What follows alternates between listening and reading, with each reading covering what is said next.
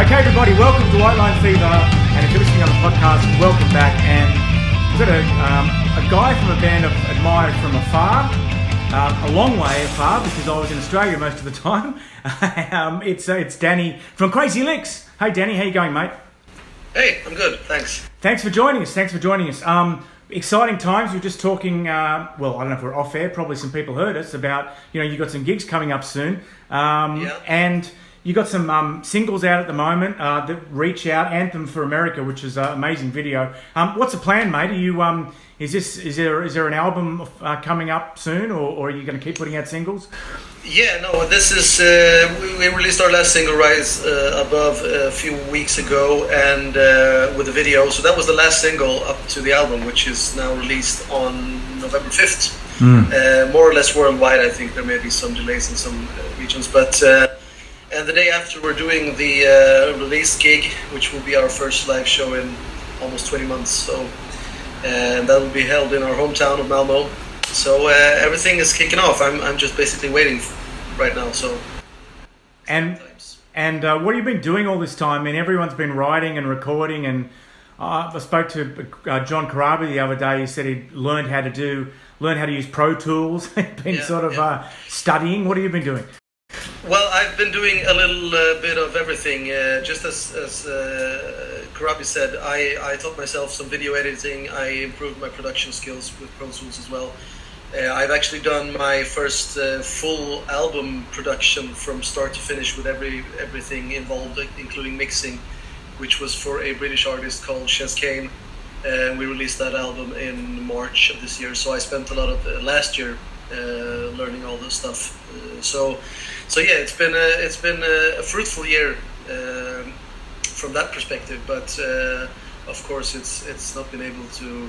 We haven't been able to play anywhere, and all the live shows have been stopped. So yeah, a lot of recording and demoing stuff for the new album, of course. Did you come over here to work with a British artist, or did you do it all by?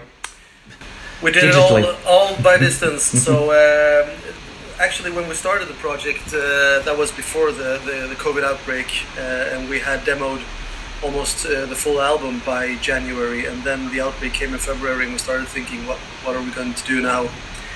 So we quickly figured that it would be a lasting pandemic, So we kind of started looking at alternatives, and we did it all on long distance in the end, but I think the result came out great, so I learned a lot from that process as well. And tell us about the record. If you could describe it to those of us who've not heard it. Is it in keeping with what you've done in the past, or you got any left or right turns there? Well, I think in a sense, the old fans will definitely recognize the album. It's not far off from what we've done before.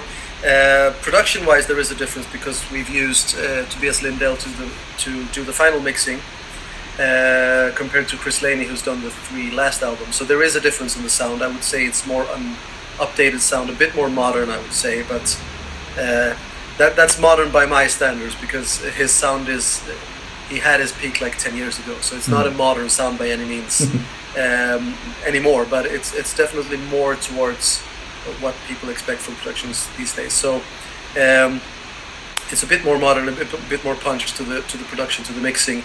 And as for the songwriting, we've involved some external songwriters this time, more than we've done in the past, because the last album I wrote like 95% of all the material, whereas this time we have actually external songwriters doing some of the songs, mostly without even input from most band members. I've joined on one song and just done some lyrics, so that's definitely a difference. But I think without telling people, I don't think they would even be able to pick out those songs from the album, because I think they fit very well with the style that we've done.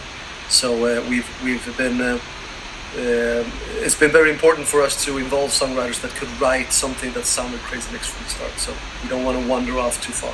And are the songwriters anyone we would have heard of? Well, I guess it's mostly Swedish people. There is Ken Sandin, who used to be in a band called Alien, who you might have heard of. There is Thomas Wikström, who used to be in Therion, and in a band. Oh, I forget the Candlemass, right?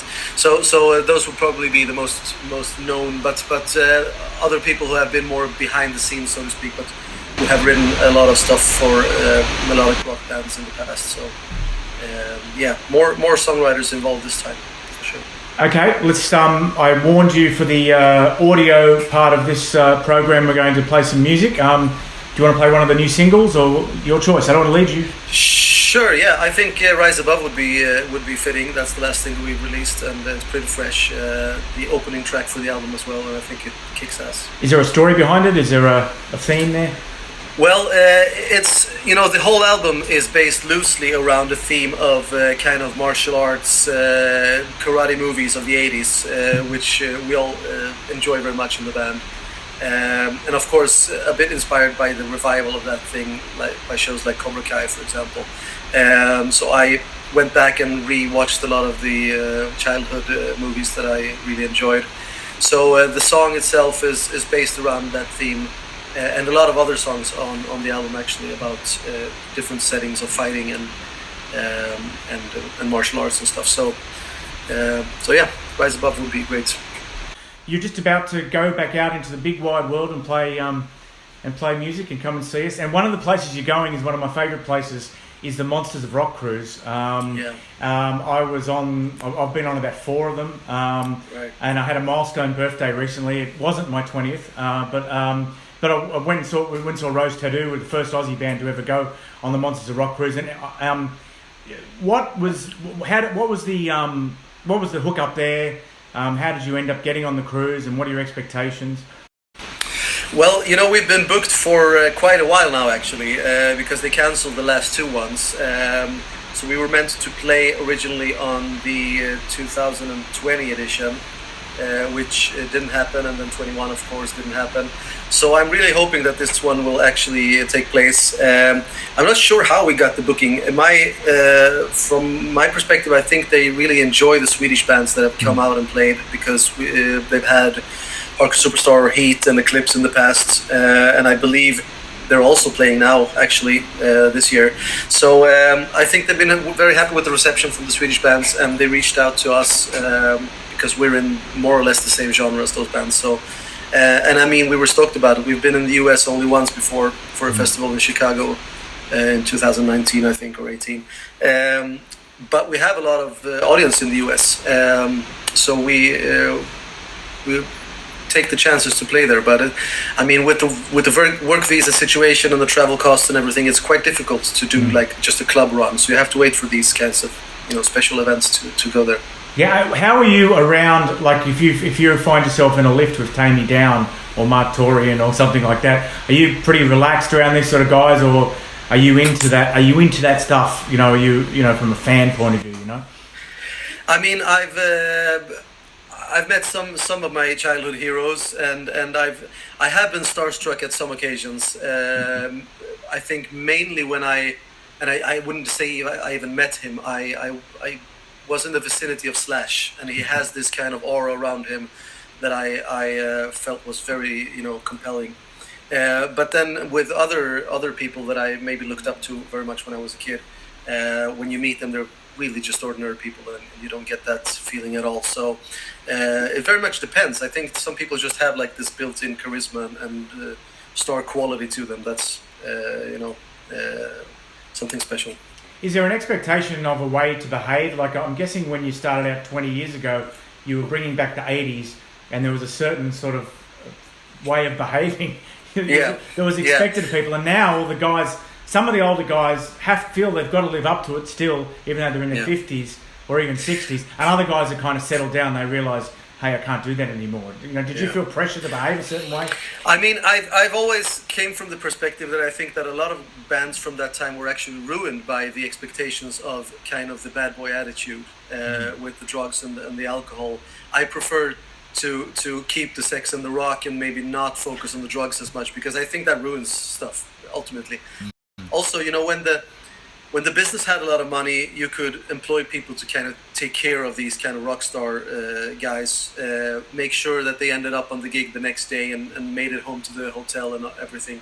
when we started out, we still have to do a lot of the stuff ourselves, so we can't afford to be drunk out of our minds after a gig. We have to take care of the stuff. We have to get to places and make sure the tour goes on. So for me, that's always been the most important thing. But I do notice that there are expectations, especially from like smaller bands who really party hard before a gig, and they kind of look at us and wonder, as the headliner, should you be doing this stuff as well? And you come to places and they immediately like give you a Jack and Coke or something, and I'm like, no thanks, I'll be working tonight. Maybe afterwards I can take a drink or two, but for me the performance is the most important. So the attitude is always second for me. Yeah. I mean, you come across as quite a sort of studious, thoughtful kind of person. I mean, does the fun come out in the songwriting? Like, I mean, there's also some. I mean, some of the songs are a bit pointed, like Whiskey Tango Foxtrot is kind of like a bit of an angry song. All Looks No Hooks is kind of an angry song. Do you kind of are you? It seems like the foibles of the industry are actually sort of grist for the mill for you in your songwriting. You know what I mean? Yeah. I mean, not many of the songs are like autobiographical. So I mean, I write about stuff, and this is actually something that has surprised me a lot. Some types of genres can get away with singing about a lot of stuff. Like, for example, like the hip hop genre, they can sing about really heavy stuff, and then just like, okay, I'm telling a story. This is not about me.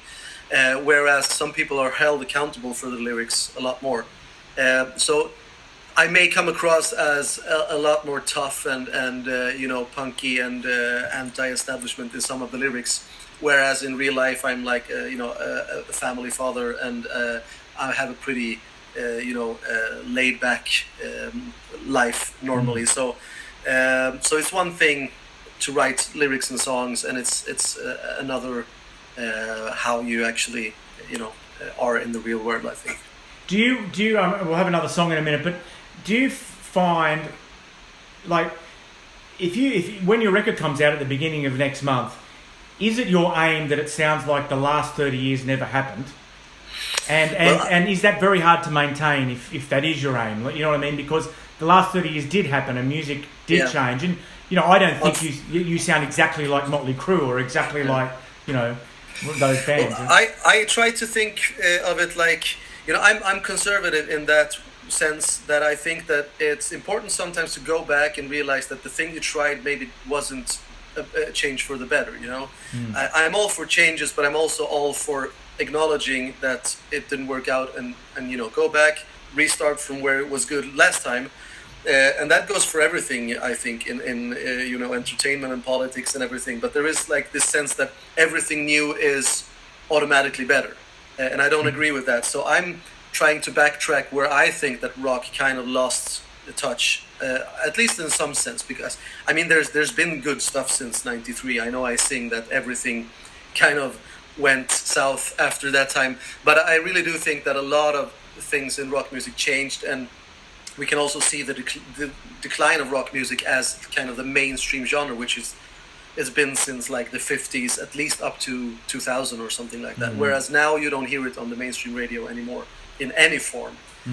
So I think what we wanted to do was go back to where we thought it was great, and then kind of build from there. So that's my perspective, and not being forced to take influences from stuff beyond that point for us. Okay, let's have another song. What can we play next? Well, from the album, I guess another single would be fitting, I think. Anthem for America, maybe. That was the first single that we had. I've got to ask you about the video. It'd be silly if I ask you afterwards, because the people listening won't have heard the song. So I'll ask you now. The video is quite extravagant. What's the story? Well, it's a bit of criticism against the US. Because when I grew up, the US was always like the leading star when it came to kind of the rebellious youth, the entertainment for the young people in music and comics and films and everything. And it was such an inspiration for someone from Europe we consumed a lot of American culture in Sweden when I was young. But I think somewhere that all went lost, and they're not anymore in the front when it comes to rock music and stuff like that. So it was kind of a tongue-in-cheek reminder to the US that they had something and they lost it, and they should take it back, really. I've got to ask you about Melodic Rock Fest, which was a thing that was on. I know there was one in Chicago, which you already mentioned. It was the first time you ever went to America, but there was one in Melbourne as well, and it was a bit of a mess there. You didn't end up going, and some bands did go, and they say they had a good time. What's the story? Yeah. What happened there? Well, it's actually quite easy. We didn't get paid in time, and we had no way of going and committing to such a long stay, because we were going to play the festival and a couple of club dates as well. And the really odd part was that two of the band members actually went before, because they were going to have a 1 week vacation in Australia to visit some friends before. So they got away. And afterwards, when they were already there, they found out that we were canceling, and a bunch of other bands, almost everyone was canceling, and the main event was canceled, and the club gigs. So they were trapped there, and when they were going home from there, that's actually when the COVID pandemic really hit. So they were a bit worried that they wouldn't even be able to come home, especially since they were going to land in Qatar, I think, on the way back, and there were some issues about maybe not being able to leave after they landed there. So, but they did come home safely and all that. But yeah, the event for most of the bands, we didn't even go there. But two of us actually had kind of a vacation in Australia. Who were the guys who went, mate? It was the bassist Jens and the guitarist Jens. They're both Jenses. Yeah. All right. So, Matt, do you feel like you got your fingers burned a little bit? You'd be a bit careful about going there again, or is it just if you get paid on time, you go? Well, I think we've been a bit naive in the past about these things, and that was actually just the start of a trend that went on all through the year, because when the pandemic really hit, that's when we had to start canceling the shows. And what we found out that was all the pre-bought flight tickets and every plans that we had and bookings were very, very hard to get returns on. So we lost a lot of money in that, not only because we had income that we didn't get because we didn't get to play, but also because we had already put out expenses for it. So nowadays we're more cautious about these things, and always try to get payment ahead, at least for the trip that we have to book and the preparations that we have to make that actually costs us money, because otherwise we'll be the ones sitting there with the costs, and the losses will be all ours. So the pandemic has definitely taught us a thing or two about the potential risks that we didn't see before, because it always worked out in the end, but now you have a bit of a different perspective of it. Yeah. Just recently I was thinking with Eddie Van Halen dying just over a year ago, there's a lot of history being studied and written about the beginning of that scene and the beginning of the Hollywood scene, and I was always fascinated when I guess 15, 20 years ago, when I became aware of what was happening in your part of the world, about why it was happening and how it started. And I guess at some point, it probably, because rock and roll isn't in the mainstream anymore, it's not a cultural force, the study of that won't be as big as studying, what Quiet Riot and all that sort of stuff. Yeah, but nevertheless, I'm sure the history will be written. Have you got an idea about what is Year Zero? Who's Band Zero? How did it start? I got asked to do kind of a history on that for an American site, and I started it with what I remember was the first time that I felt like something was growing, and that was with the British band The Darkness, when they released Permission to Land in 2003, I believe. And that was like a year after we started, and I know for a fact that when we started, we were very worried that there wasn't any audience for us at all. In Sweden at the time, it was basically nu metal and melodic death metal from Gothenburg. That was what you could do when it came to hard rock. Any other genre was kind of off limits, So So when we started out, we wanted to do it, but we realized that there's a big chance that no one will come out and see us live. And it, starting out, that was in fact what happened. Also, we were asked to play covers almost on all shows that we did. So things were a bit different. But when that album dropped, I remember thinking that, okay, this is a return to the fun in rock and roll that I haven't seen for at least 10 years. So that was a game changer for me. And I think if I would say a year zero, I would say that. But it took a while for others to catch up, I think. It wasn't like an immediate thing where, as you know, for example, the grunge wave you saw, when one came in the same year or the year after, you had a bunch of them already, because they were like, there were bands in the alternative scene that just had to redirect slightly to fit the grunge genre, and they could capitalize from it. Whereas I believe that when Darkness came out with their album, there wasn't anyone around doing that stuff. But I think that it had a great impact. Maybe not musically, because I haven't heard a lot of stuff that sounds like them afterwards. But I think the idea that you can be flamboyant, you can have fun, and you just bring back kind of the flair to rock and roll.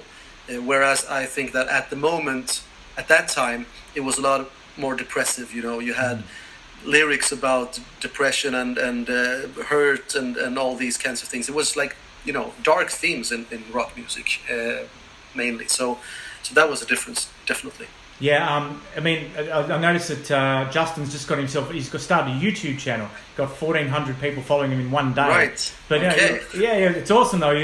He sat there and deconstructed an Adele song and sang part of it. You know what I mean? Like it was pretty incredible stuff. So the Darkness, I guess, like rock didn't come back when the Darkness hit. We all thought rock might be back, and it didn't quite hit the mainstream. He became a massive star. He's on the front of the Sun, but in the end, across your part of the world, it actually started a little bit of a revolution, which is quite. Do you think Justin knows? Well, yeah, I think so. I mean, for our part, I think that the first two bands that really helped the genre, I think they released in 2005, both of them. Hardcore Superstar with their self-titled album, or the Black Album as they call it, and also Crash Diet, who were quite early, and one of the last bands that actually got signed on a major label, which was Universal in Sweden. On the old kind of record deal that doesn't exist anymore, and due to the fact that their singer and their singer's untimely death, I think that was also the last time that a major label bet on a totally new rock band the way they did with Crash Diet. So that was like a historical milestone from that perspective, definitely. But those bands definitely revived the genre here, and I would lie if I didn't say that they helped pave the way for us as well, because when we noticed that there was kind of a movement starting in Stockholm, we started going there a lot to play. We're from southern Sweden, so it's by Australian standards not very far, but for us it's about 600 or 700 kilometers there. So that's where we did the most of our gigging, driving there, because there was a scene growing there, whereas in our hometown there was still nothing. And to this day, I would say rock music is pretty poor in our hometown. Yeah. So before I let you go, how is the scene showing any sign? I know we've all been inside for 2 years, right? But I mean, is the scene showing any sign of abating? Is it still very, a very, very vibrant scene, as it always has been? No, I would say in Sweden, fans grow pretty tired of. I mean, the trends happen very fast here. I'm not sure if it's because we have a small population or something, but for some reason stuff comes and goes very, very fast. So we noticed that the scene is alive and well in other parts of Europe. So we mainly play outside of Sweden, actually. Whereas in Sweden, I think that it's moved on. You don't see people dressed like that anymore. There was a period from say 2005 to maybe 2015, something like that, where you could tell that the scene was live here, but. Nowadays, I think most of the bands that play our kind of music actually do most of their gigging abroad, whereas the scene in Sweden is quite small. Yeah.